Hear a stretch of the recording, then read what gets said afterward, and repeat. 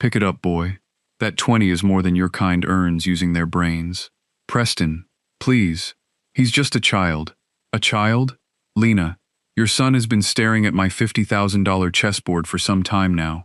Maybe he thinks it's part of the buffet. Laughter ripples through the room. Careful, Preston. Maybe the boy plays. Plays fine. One game he beats me. I write him a check for $1 million. He loses. He and his mother pack their things, walk out of this house tonight, and never come back. Mr. Langford, sir, I'm begging you. Please, Mom. It's okay. You hear that, everyone?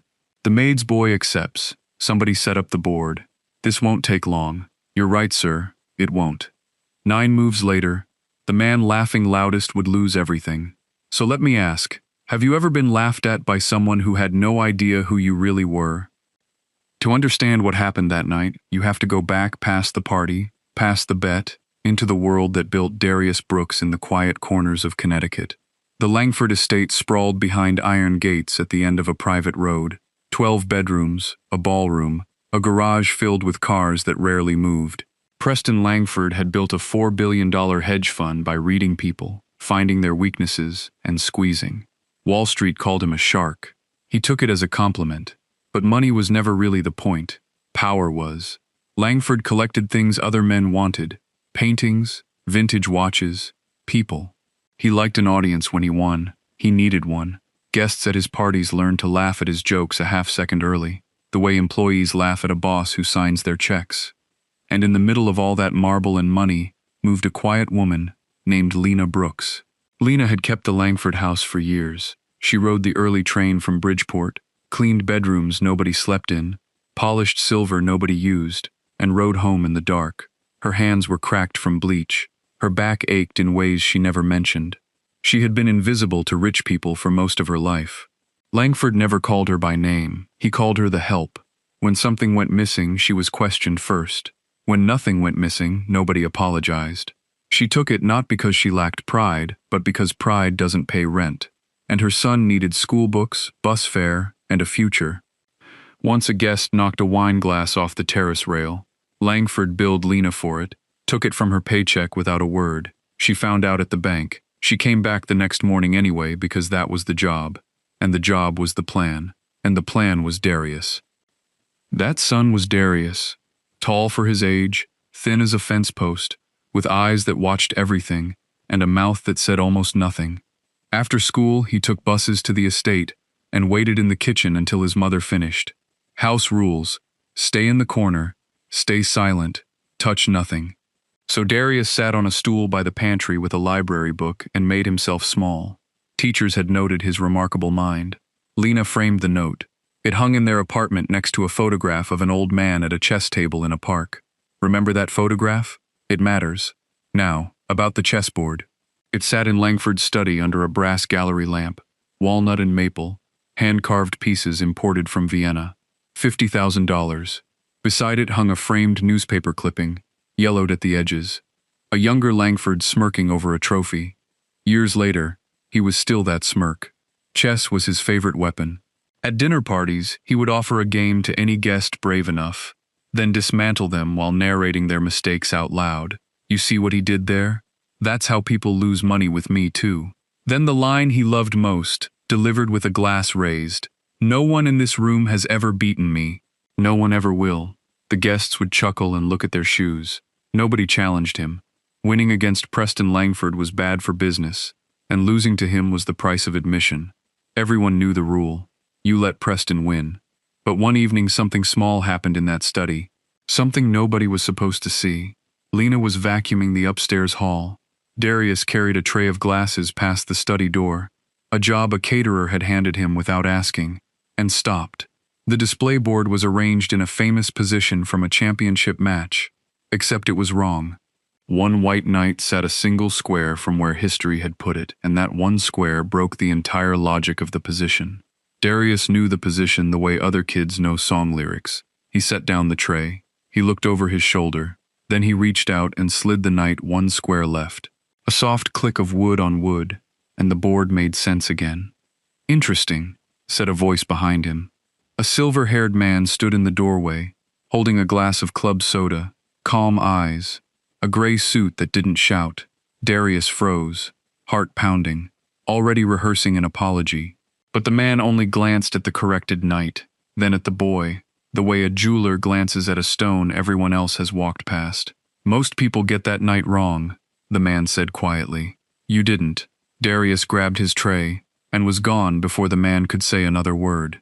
He didn't catch the stranger's name that night. He would hear it again soon, spoken with respect in a room full of people who had none for him. In the kitchen later, Lena read her son's face the way only mothers can. You touched something, she said. It wasn't a question. Darius started to explain, but she cut him off with a look she'd spent years perfecting. Baby, listen to me. In this house, we don't correct rich men. We don't get noticed. Head down, hands to yourself, and we get home safe. You hear me? Yes, ma'am. He meant it too. Darius Brooks had no plans to be noticed by anybody in that house. He just wanted to read his book, wait for his mother, and disappear. But invitations went out. Heavy cream card stock, gold lettering. Langford Capital had crossed $4 billion under management, and Preston Langford was throwing himself a party to make sure the entire eastern seaboard knew it. Guests filled the house. Senators, fund managers, a celebrity chef flown in. Florists stacked white roses to the ceiling. Workers strung lights across the lawn like grounded stars. And through it all, Langford walked the halls, rehearsing his toast, pausing at the study each evening to admire the board, the clipping, the younger version of himself, a king checking his crown. Lena was ordered to work a double shift, which meant Darius, with nowhere else to go, would be in the kitchen that night, sitting on his stool, keeping his head down. It almost worked. For hours that night, nobody noticed the boy in the kitchen at all. The night of the party, the ballroom glittered like a jewelry case. Guests drank champagne under 3 chandeliers, and Preston Langford floated between them, collecting congratulations like rent. Around then, the caterers ran short of hands. A manager pointed at Darius. Carry this. Go. So the boy in second-hand sneakers walked tray after tray through a room of tuxedos, eyes down, exactly as his mother had taught him. It worked until the study. The doors stood open for the party, the board glowing under its lamp. Darius only meant to pass by, but the position was back on display, and his feet stopped before his judgment could catch them. Well, look at this. Langford's voice cut through the room like a fork on glass. He stood in the doorway with a dozen guests behind him, scotch in hand, grin already loaded. The help's kid studying my board. You like that, boy? You know what it costs? More than your mother makes in a year. Laughter travels. More guests drifted over, smelling a show. Behind them, Lena appeared and went pale. Langford reached into his pocket, peeled a 20 from a money clip, and tossed it at the boy's feet.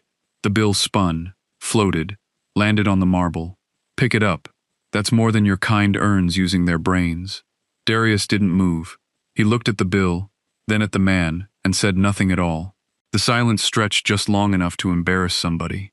A tipsy voice from the crowd broke it. Careful, Preston. Maybe the boy plays.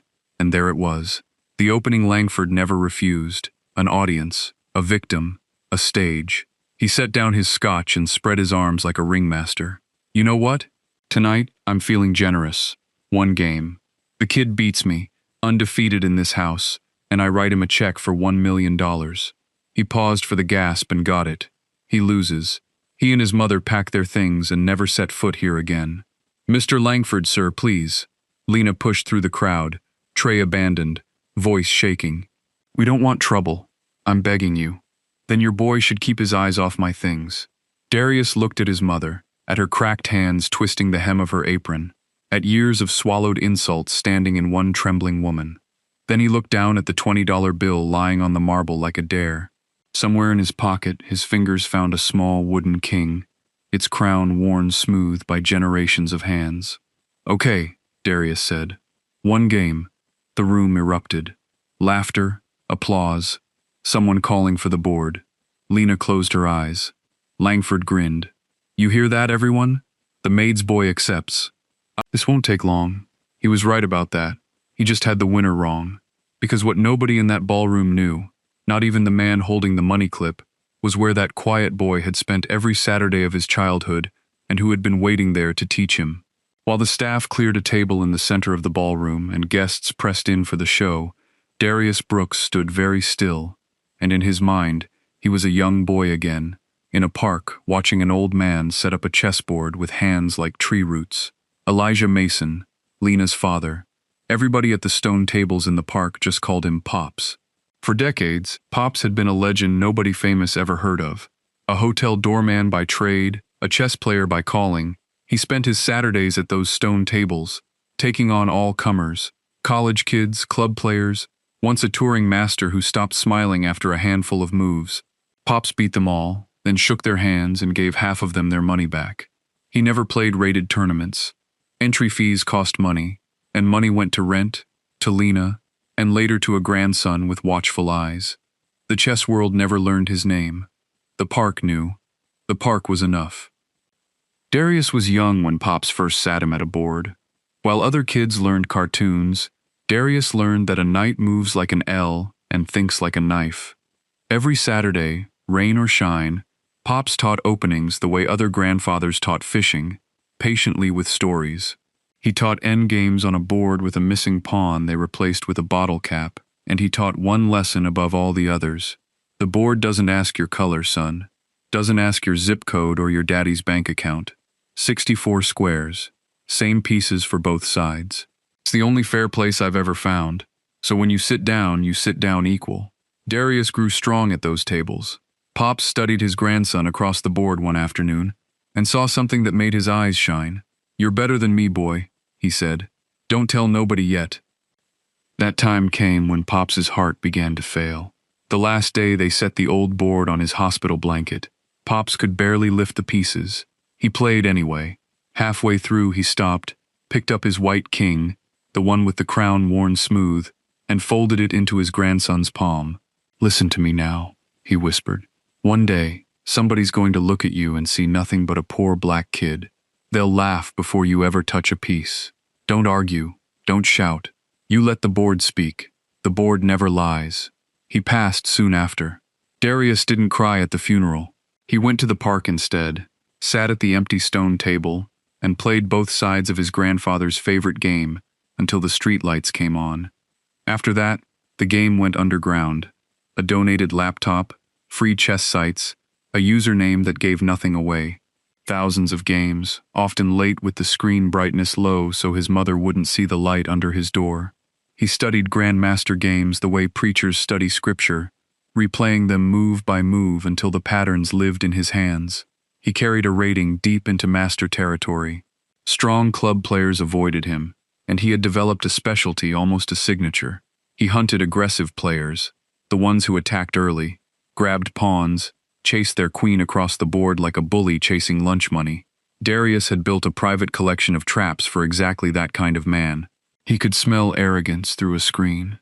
His mother never knew. Not really. She saw the laptop and assumed homework. Chess was the one secret Darius kept from her.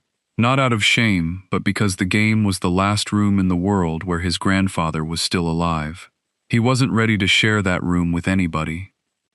Now in a Greenwich ballroom, a crowd of strangers laughed at the Maid's son, and a man worth billions cracked his knuckles over the board. Darius pulled out the chair and sat down.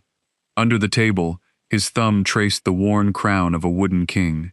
Somebody's going to look at you and see nothing but a poor black kid. Okay, Pops, he thought. Let's let the board speak. They set the table in the center of the ballroom beneath the largest chandelier. Langford insisted on that. If he was going to teach the Helps kid a lesson, the whole eastern seaboard was going to watch him do it. 2 staff members carried the board from the study like pallbearers. Phones came out everywhere. Dozens raised over shoulders. Red recording lights blinking like little eyes. A hedge fund manager's nephew opened a live stream. Viewers climbed quickly. Remember those phones? They matter. As Langford rolled up his sleeves, a silver-haired man in a quiet gray suit stepped out of the crowd. "Preston, if there's money on this, you'll want a neutral referee. Harlan," Langford lit up. "Everyone, Harlan Hayes, Grandmaster, the real thing, ranked among the best in the country back in his day." Perfect. Now nobody can say I didn't beat the boy fairly. Darius looked up and recognized the calm eyes instantly. The man from the study, the one who'd watched him fix the night. Hayes gave no sign they had ever met. He simply took a position beside the table and asked in a voice that carried, "State the terms, Preston." Clearly for the room. Langford obliged, loving every syllable. 1 million to the boy if he wins. If he loses, he and his mother leave my employment and my property tonight. Witnessed, Hayes said. Guests witnessed it too. Langford dropped into his chair and spun the board. I play white. I always play white. He smirked at the boy across from him. First lesson free of charge. White moves first means I attack, you suffer. Darius said nothing. He centered his pieces one by one the way Pops had taught him. Touch each soldier before the battle. Know where everyone lives. Langford slammed his king's pawn forward 2 squares hard enough to rattle the rank behind it. The classic opening of a man announcing himself. A few guests applauded. Darius answered before the applause faded. Pawn to meet pawn. Center against center. The oldest answer in the book. Fast hands, Langford said. Fast hands lose fast games. And here came the queen. Langford swung his most powerful piece into the open early, sliding her toward the boy's kingside.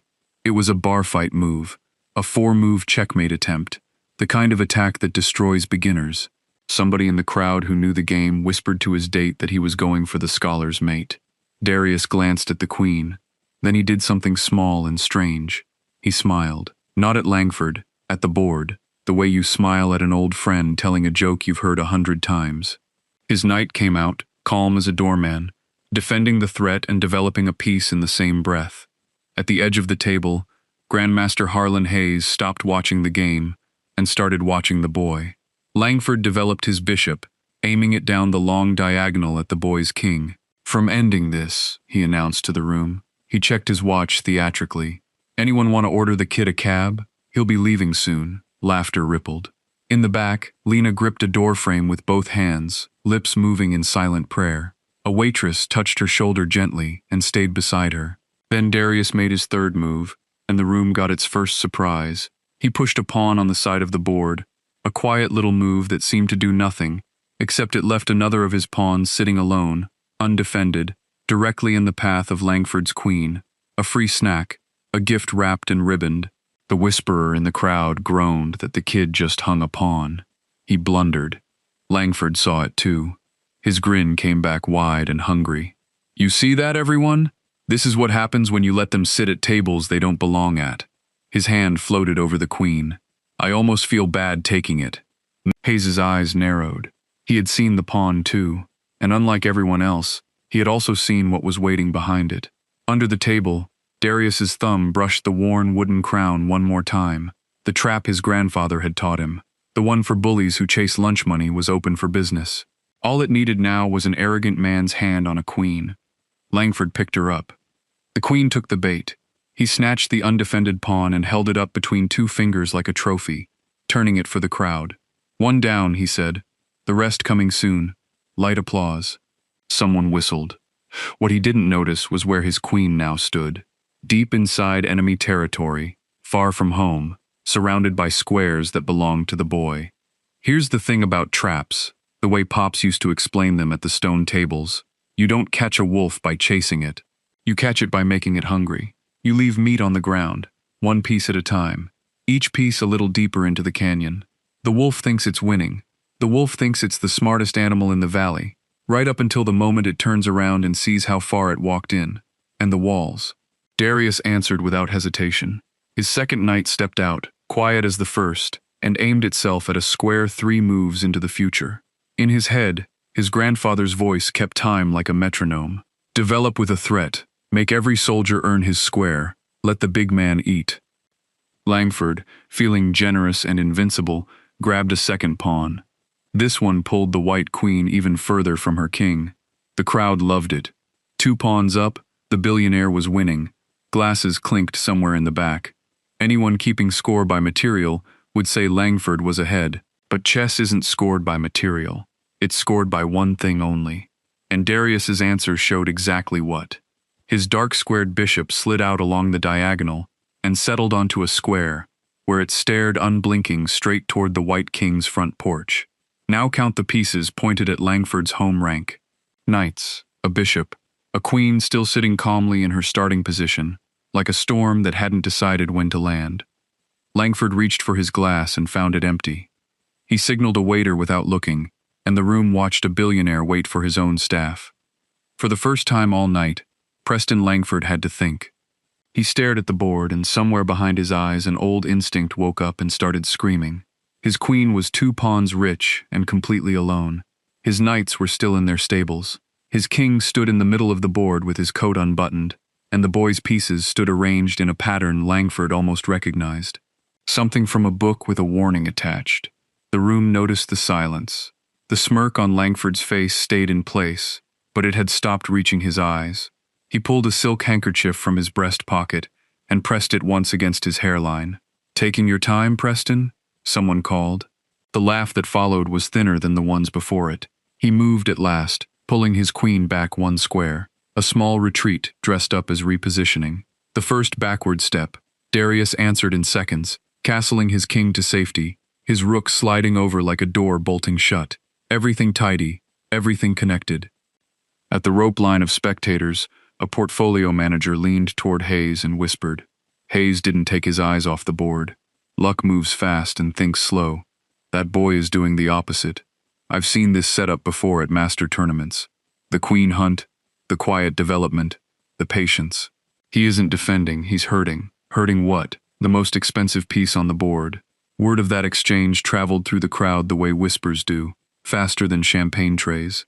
People who had been smirking started narrating quietly into their phones. The live stream's viewer count climbed. In Bridgeport, in Harlem, in dorm rooms and barber shops, strangers were starting to watch the boy in second-hand sneakers stare down a billionaire. By the doorway, Lena had stopped praying. She was watching her son's face, that calm, unhurried face, and seeing somebody else in it. Her father's stillness, her father's eyes. Her hand rose slowly to her mouth. All these years, all those Saturdays, she wasn't watching a boy in trouble anymore. She was watching her father's last lesson played out loud across the table. Langford rolled his shoulders and forced the grin back up.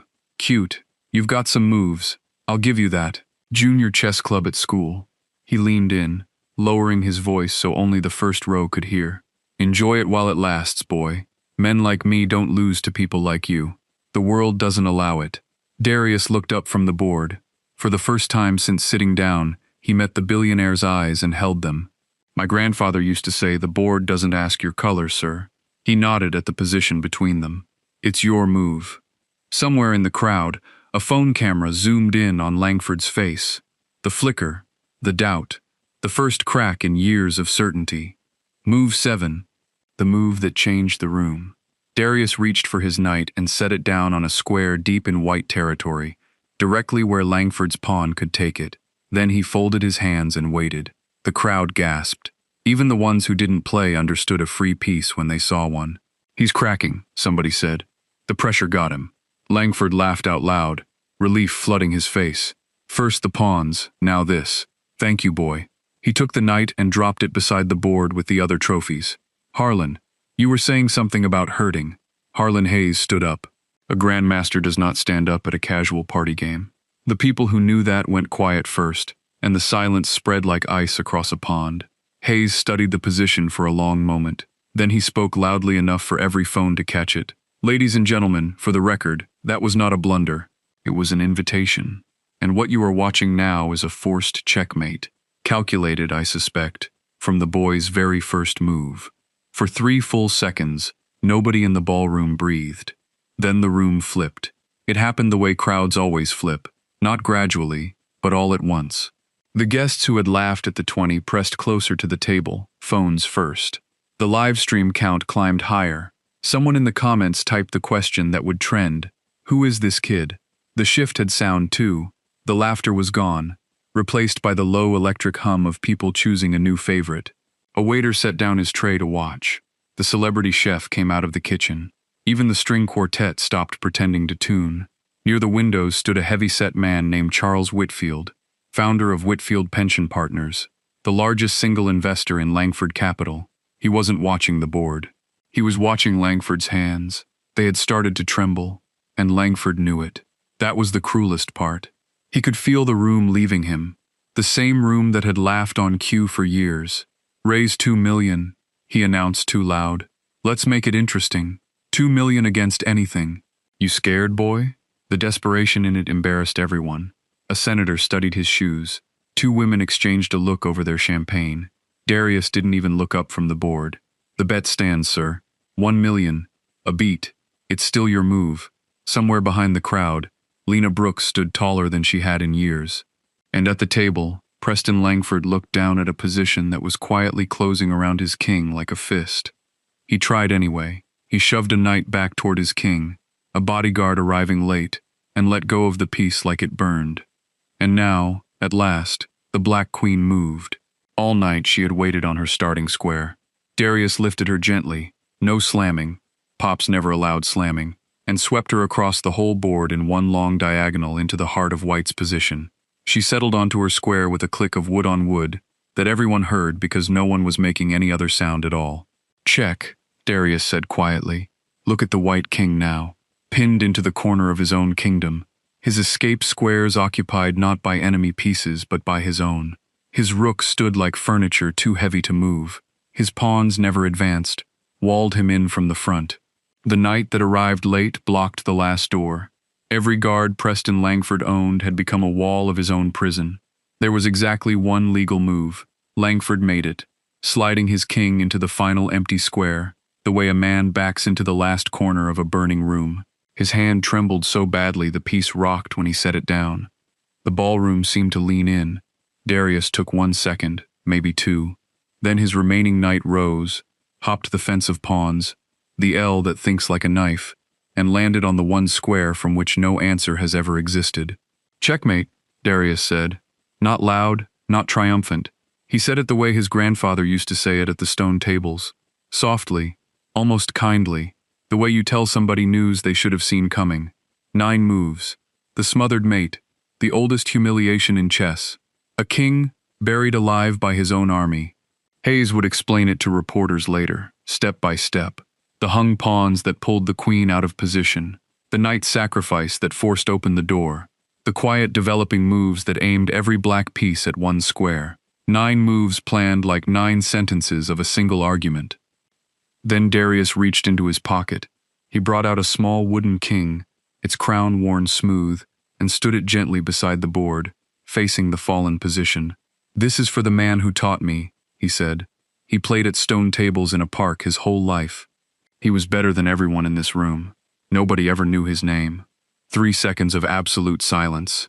Then a single pair of hands began to applaud. Slow, deliberate, ringing off the marble. Grandmaster Harlan Hayes. A heartbeat later, the dam broke, and the ballroom erupted. Waiters, senators, billionaires' wives, and thousands of strangers flooding a live stream chat with one word typed over and over. King, king, king. Lena crossed the floor she had cleaned for years, and no one dared stop her.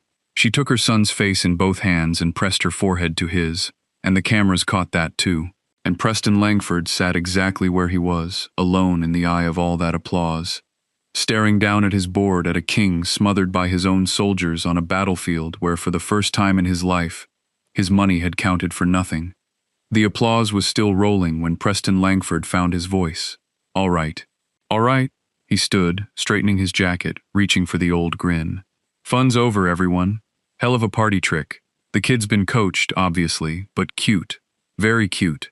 The applause died. The room watched him. The bet? He waved a hand. Come on, be serious. Nobody hands $1 million to the housekeeper's kid over a board game. It was a joke. Everybody knew it was a joke. Nobody laughed. That's the thing about rooms like that. They can smell weakness because most of them got rich feeding on it.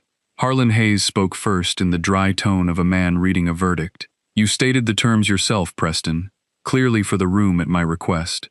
1 million witnessed by guests and recorded on several dozen phones, including a live stream. How many watching now?